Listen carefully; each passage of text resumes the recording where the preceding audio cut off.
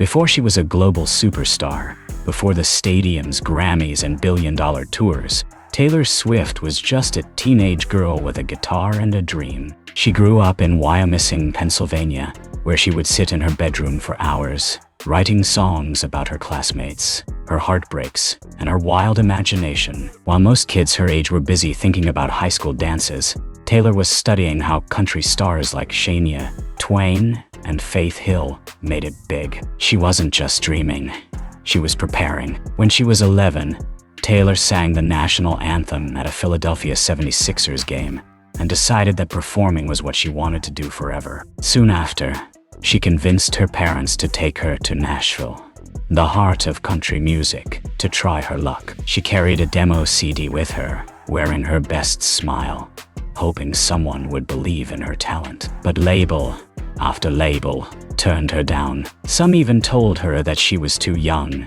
too different, or that her songs weren't commercial enough. Most people would have given up. Taylor didn't. Her parents saw the fire in her eyes. They packed their bags and moved the family to Hendersonville, Tennessee, just outside Nashville. Taylor started performing at local cafes, fairs, and talent shows. She didn't care about the size of the crowd. She just wanted to play. Her lyrics were raw, honest, and full of emotion. She was different from other singers because she wrote her own songs, stories straight from her diary. Slowly, people began to notice. When Taylor was just 14, she caught the attention of Scott Borchetta, a man starting a new record label called Big Machine Records. He offered her a deal, and Taylor became the label's first artist. At that moment, she felt like her dream had finally come true. She recorded her debut album, Taylor Swift, and her first single, Tim McGraw, began climbing the country charts. Soon, songs like Teardrops on My Guitar and Our Song made her one of the youngest rising stars in Nashville. But Taylor wasn't done. She didn't just want to be a country star. She wanted to change music forever. Her second album, Fearless, turned her into a global sensation. Suddenly, Taylor was everywhere, winning awards, performing on world stages, and becoming the voice of a generation. Her songs spoke to everyone who had ever felt heartbroken, rejected, or misunderstood. Yet, while the world saw her as the perfect success story, Taylor didn't realize that the contract she signed so young would come back to haunt her. Hidden in the fine print of her record deal was a rule she didn't fully understand. Big Machine would own her master recordings. The songs were hers in heart and soul, but legally, they belonged to the label. And one day, that small detail would lead to one of the biggest betrayals in music history and set Taylor Swift on a path toward $1 billion revenge no one saw coming. By 2019, Taylor Swift had become one of the most powerful names in music. She had won Grammy Awards, broken chart records, and built an empire from her songs. But behind the bright lights and red carpets, a quiet storm was brewing. A fight that would change her life forever. It all started with something most fans didn't even know existed: her masters. In the music industry, the term masters refers to the original recordings of an artist's songs. Whoever owns the masters owns the right to sell, stream, or license that music. When Taylor signed her first deal with Big Machine Records as a teenager, she didn't understand how important that would be. Like many young artists, she just wanted to sing. She trusted the people who promised to make her dreams come true. In return, she gave them control of her masters. A standard deal at the time, but one that would later break her heart. As Taylor grew more successful, her fame exploded. Fearless, Speak Now, Red, 1989. Reputation. Each album was bigger than the last. Every song she wrote, every lyric that came from her heart, made millions of dollars for the label. But Taylor realized something painful. She didn't own her life's work. She had written every song, yet the recordings legally belonged to someone else. Still, she believed that one day, when her contract ended, she could buy them back. In 2018, Taylor's contract with Big Machine came to an end. She had outgrown the label and was ready to move on. When negotiations began, she made one request: to own her masters. But the label refused to give them to her outright. Instead, they offered a deal that sounded cruel. For every new album she recorded for Big Machine, she could earn back one of her old albums. In short, She would have to work to own her own music again. Taylor refused. She left the label and signed with Universal Music Group, who promised that she would own her future masters from day one. Then came the shock. In June 2019, Taylor found out that Big Machine Records had been sold to Scooter Braun, the powerful manager behind Justin Bieber and Kanye West, two people who had both publicly mocked and humiliated her in the past. The sale included her entire music catalog, all her first 6 albums. And here's the worst part.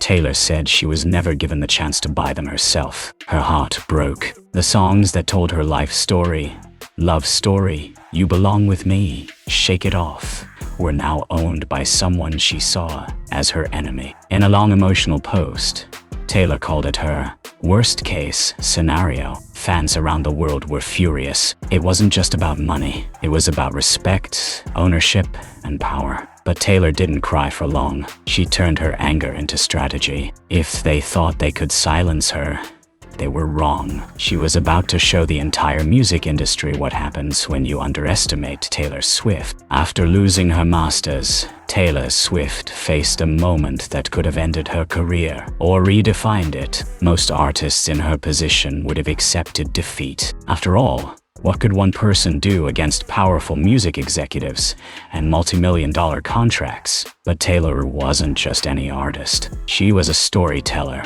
a strategist, and someone who refused to be silenced. When the sale of her masters went public, Taylor felt betrayed. The songs that had shaped her teenage years, the ones she wrote in her bedroom crying over heartbreak, now belonged to someone else. She compared it to losing a part of her soul. Yet, instead of dwelling on pain, she began to think differently. She realized that while she didn't own her original recordings, she did own something even more valuable: her talent, her pen, and her voice. So Taylor came up with a plan that would change the music industry forever. She decided to re-record all her old albums. If she could recreate every song from scratch, every melody, every lyric, she could own the new versions completely. That meant she could tell her fans to listen only to Taylor's version, cutting out the profits for the people who betrayed her. It was a bold, risky move. No one had ever tried something like this at Taylor's level. Industry experts doubted her. They said fans wouldn't care enough to switch to the re-recordings. Some said the originals were too iconic to be replaced. But Taylor knew her audience better than anyone. She knew her fans.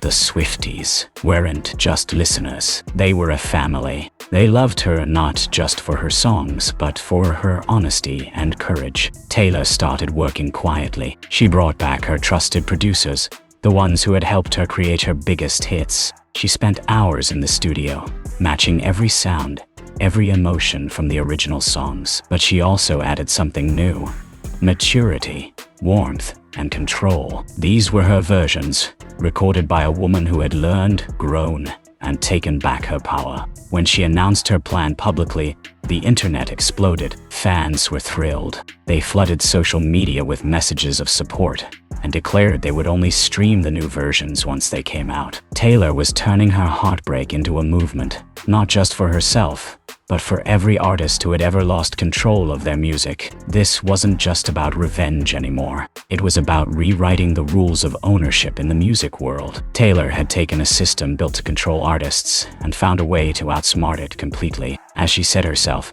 artists should own their work. I'm re-recording my music because I want it to be mine again, and I want to set an example. The industry didn't know it yet, but Taylor's plan was working. Her comeback wasn't going to be loud or angry. It was going to be legendary. When Taylor Swift released Fearless, Taylor's version, in 2021, it wasn't just another album drop. It was a global event. Fans around the world stayed up all night, counting down the minutes, ready to stream it the second it went live. The moment it dropped, social media exploded. Hashtags like #Taylor'sVersion and #WestEndWithTaylor flooded Twitter. For the first time in history, millions of people weren't just listening to music. They were part of a movement. The new recordings sounded almost identical to the originals, yet fans said they felt different. They sounded stronger, more emotional, more alive. It wasn't just about nostalgia. It was about victory. Every stream, every download, every view was an act of support. Fans proudly deleted old playlists and rebuilt them with Taylor's version songs. They wanted to make a statement. We stand with the artist, not the label. Taylor's plan was working. Fearless, Taylor's version, debuted at #1 on the Billboard charts. Critics praised her for not only reclaiming her art, but also pulling off one of the smartest business moves in pop history. But Taylor didn't stop there. She kept going, announcing Red, Taylor's version. Next, the album that had given fans one of her most emotional songs, All Too Well. When Red, Taylor's version, came out later that year, the excitement reached a whole new level. The 10-minute version of All Too Well became a cultural moment. It broke streaming records, inspired thousands of fan theories, and even earned Taylor a short film she directed herself. People cried, laughed, and celebrated as Taylor revisited the pain of her past, but this time on her own terms. The movement kept growing. Swifties turned every re-recorded album into a celebration of independence. Concerts and fan gatherings turned into emotional reunions. Fans wore shirts that said, "We only listen to Taylor's version." Even young artists started speaking out about the importance of owning their masters. Inspired by her courage, behind the scenes, the industry began to panic. Labels realized that if Taylor's plan worked, other artists might follow her lead, and the old system that controlled artists for decades could collapse. But it was too late. The power had shifted. Taylor had changed the game forever. Her re-recordings weren't just about fixing the past. They were about rewriting the future of music ownership. Fans saw in her not just a singer, but a fighter. Someone who took her heartbreak and turned it into strength. The girl who once cried over losing her songs was now laughing, performing to sold-out arenas, and proving that when fans and artists unite, nothing can stop them. The Swifties had become her army, her family, her revolution. Together, they had made history, and Taylor wasn't done yet. She was already preparing for the next chapter, ready to turn her billion-dollar idea into an empire. Because this wasn't just music anymore. It was Taylor Swift taking back her throne. By the time Red, Taylor's version, and Speak Now, Taylor's version, dominated the charts, it was clear that Taylor Swift wasn't just winning back her music.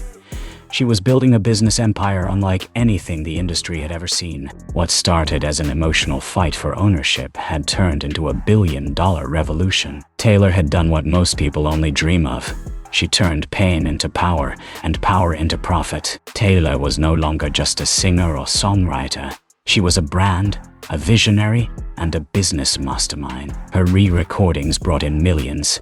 Her streaming numbers skyrocketed, and her new deal with Universal Music ensured she owned every future song, every concert ticket, every vinyl, every piece of merchandise, all under her control. The little girl who once handed out demo CDs now had full authority over one of the most valuable music catalogs on earth. But Taylor didn't stop at music. She began expanding her influence across every corner of entertainment and culture. When she launched the Eras Tour in 2023, it became a cultural phenomenon. Every show was sold out within minutes. Fans traveled across continents just to see her live. The demand was so huge that ticket websites crashed, sparking headlines worldwide. Economists even coined a new term, the Taylor Swift effect. After cities noticed a surge in local business whenever her tour came to town, hotels filled up, restaurants overflowed, and local economies boomed. All thanks to her, the Eras Tour went on to break records, grossing over $1 billion. The highest grossing tour in history. But Taylor didn't just pocket the profits. She shared them. She gave generous bonuses to her crew and truck drivers, showing gratitude to the people behind the scenes. It was a clear message. Taylor wasn't just winning. She was lifting others with her. Meanwhile, brands rushed to collaborate with her. Every outfit she wore, every product she mentioned, turned into a trend. She didn't need traditional marketing. She was the marketing. Companies spent millions trying to capture even a fraction of her influence. Yet, Taylor remained careful and strategic. She only partnered with brands that aligned with her values and her vision. Her control over her image and legacy was total. Financial experts started calling her one of the smartest entrepreneurs in entertainment. She wasn't just making money. She was setting new standards for artists everywhere. From owning her masters to directing her own music videos, producing films, and controlling her narrative, Taylor had proven that independence was the true currency of success. She had gone from a teenage dreamer to a global mogul, one who built an empire on her own terms. Every move she made was intentional. Every project, a step toward greater freedom. And what made her empire so powerful wasn't just its size, but its heart. Taylor's business wasn't built on greed. It was built on reclaiming her story. She didn't just sing about empowerment, she lived it. And in doing so, she inspired a generation to fight for their worth, no matter how impossible it seemed. The world had finally realized what Taylor knew all along. She was never just playing the game, she was rewriting the rules. In the end, Taylor Swift didn't need to shout, fight, or destroy anyone to get her revenge. She simply outsmarted the entire music industry. What began as heartbreak and betrayal turned into one of the greatest comeback stories of all time. Every move she made was quiet, calculated, and purposeful. And as the years passed, her victory became undeniable. By 2025, Taylor had officially joined the Billionaires Club, not because of brand deals or flashy business ventures, but because of her music, her tours, and her creative control. She became one of the few artists in history whose wealth came directly from her art. The same songs she wrote as a teenager, the ones that were once taken from her, now fueled a billion-dollar empire. Her empire. Meanwhile, the very man who had bought her masters, Scooter Braun, began to fade from the spotlight. In a surprising twist, he eventually sold his music holdings and stepped away from artist management. The irony was impossible to ignore. While he lost interest in the business that made him powerful, Taylor's influence only grew stronger. She didn't need to fight him publicly or tear him down. Her success did it for her. The re-recordings had worked beyond anyone's imagination. Fans only streamed Taylor's version releases, making the old masters nearly worthless. Radio stations replaced original tracks with the new versions. Even Hollywood productions began using only the re-recorded songs. Taylor had done the impossible. She made her old work obsolete and replaced it with something stronger. In doing so, she took the very thing that was used to hurt her and turned it into her greatest victory. But Taylor's revenge was never about bitterness. It was about taking back what was hers, proving a point, and helping others along the way. She became a mentor and a symbol of artistic freedom. Young musicians now looked up to her not just for her songs, but for her strength. Labels began rewriting contracts to give artists more control, all because of what she had started. Her story wasn't just a personal triumph, it was a cultural shift. Taylor had forced an entire industry to rethink how it treated creators, and she did it with grace, intelligence, and relentless hard work. Every time she stepped on stage, she reminded the world that true power doesn't come from owning people's art. It comes from owning your story. Today, when Taylor sings "Look What You Made Me Do," it's no longer a threat. It's a celebration. It's a reflection of everything she built when the world tried to break her. The girl from Pennsylvania who once faced rejection at every door became the woman who opened those doors for others. Her revenge wasn't loud. It wasn't cruel. It was poetic. Because Taylor Swift didn't just win her music back. She won her freedom, her dignity, and her legacy. And in doing so, she taught the world one unforgettable truth. You can take her masters, but you can never master Taylor Swift.